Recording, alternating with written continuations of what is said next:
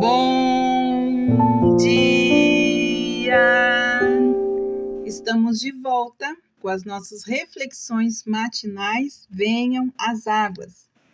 Nós estamos meditando na carta de Paulo aos Efésios. Já estamos quase chegando no final dessa carta. E hoje nós vamos falar então sobre os deveres dos servos e dos senhores, ainda olhando os fundamentos para o lar cristão. Nós vamos ver então do versículo 5 até o versículo 9, que diz assim: Quanto a vocês, servos, obedeçam aos seus senhores aqui na terra com temor e também com tremor e com sinceridade de coração, como se fosse a Cristo. Não servindo apenas quando estão sendo vigiados, somente para agradar pessoas, mas como servos de Cristo, fazendo de coração a vontade de Deus. Sirvam de boa vontade, como se estivessem trabalhando para o Senhor e não para as pessoas, sabendo que cada um, se fizer alguma coisa boa, receberá isso outra vez do Senhor. Seja servo, seja livre. E vocês, senhores, façam o mesmo com os servos, deixando de ameaças, sabendo que o Senhor, tanto deles como de vocês, está nos céus, e que ele não trata as pessoas com parcialidade. Temos aqui, então, os deveres dos servos e dos senhores, dos empregados e dos empregadores. Então, nós chegamos aqui na terceira e na última esfera de submissão no lar cristão.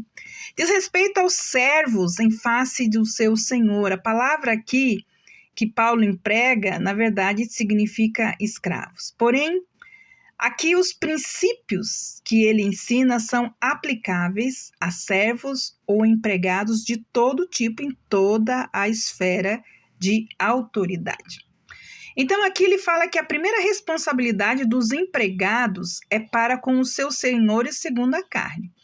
Aqui a expressão senhor segundo a carne nos faz lembrar que o patrão tem jurisdição sobre o trabalho físico ou intelectual, mas não pode ditar normas em assuntos espirituais, nem mandar na consciência de alguém. Em segundo lugar, ele fala que os servos devem ser respeitosos, e as palavras aqui de respeito são com temor e com tremor. Não descrevem o encolher-se com medo ou ser abatido com terror, mas com demonstração de respeito pelos seus patrões, um respeito que receia ofender tanto ao senhor como ao patrão. Porque quando nós não nos submetemos à autoridade dos nossos patrões, nós desrespeitamos, nós estamos ofendendo primeiramente o Senhor dos Senhores, que é o Deus. Em terceiro lugar, o trabalho do servo deve ser feito sempre, ou do empregado, com boa consciência. O que é boa consciência? Ou seja, com sinceridade de coração. Devemos fazer o possível para trabalhar os 60 minutos de cada hora pela qual somos pagos. Além disso, o trabalho deve ser feito como fazendo a Cristo. Então, essas palavras, elas mostram que não deve haver distinção entre aquilo que é secular e o sagrado. O princípio é: tudo o que fazemos deve ser para Ele, Cristo, a fim de agradá-lo e honrá-lo, atraindo outras pessoas para Cristo pelo serviço que você presta aonde você está. Os trabalhos, mesmo os mais humildes e comuns, podem se tornar tão nobres e dignos quando eles são o quê? Feitos para a glória de Deus. A palavra de Deus diz: quer bebamos, quer comamos, ou façamos qualquer coisa, nós devemos fazer para a glória de Deus. É a glória de Deus. Os filhos, o mundo espera ardentemente a manifestação dos filhos de Deus. Aonde? No ambiente do seu trabalho. Então, amados, até mesmo lavar louças, lavar roupa ou qualquer coisa, varrer a casa. É por essa razão que algumas senhoras crentes, donas de casa, têm fixado na parede da cozinha quadros, às vezes com dizeres serviço a Deus, aqui é realizado 3 vezes por dia. Nós devemos ser diligentes, como diz o versículo 6, sempre, não somente quando o patrão está olhando o que você está fazendo. Há uma tendência muito natural de trabalhar menos quando o patrão não está presente. Porém, esta é uma forma de desonestidade, segundo a palavra de Deus. Os níveis de produção de um cristão não devem variar de acordo com a posição geográfica do seu chefe. Um freguês, certa vez, tentou convencer um empregado a lhe dar mais do que aquilo pelo qual pagava, já que o patrão não estava olhando. Então, o empregado replicou: "O meu mestre está sempre me olhando. O meu Senhor, o Senhor dos Senhores, está sempre olhando o que eu estou fazendo." Amados, como servos de Cristo, nós devemos fazer todas as coisas no nosso ambiente de trabalho, de coração.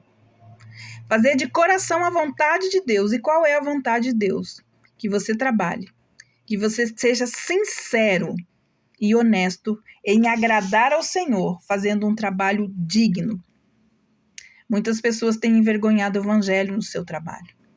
O trabalho, amados, é dignificado imensuravelmente por considerações como essa. A obra feita pelo mais humilde escravo pode ser enobrecida se for feita de maneira que agrade a Cristo, com tanta boa vontade e alegre prontidão que mereça a aprovação do seu Senhor. A palavra também fala, no versículo 7, que nós devemos servir, mas servir, amados, de boa vontade, não com má vontade. Deus não recebe nada que você faça de má vontade, mas Ele recebe aquilo que nós fazemos alegremente e voluntariamente, sem que ninguém nos peça. Não com aparente demonstração de aceitação, enquanto por dentro você está fervendo de ressentimento. Mas quando o patrão comete abusos e age sem demonstrar entendimento, nosso trabalho pode ser feito como para o Senhor e não para com os homens. E é essa qualidade, amados, de comportamento sobrenatural que fala mais alto no mundo que nós vivemos.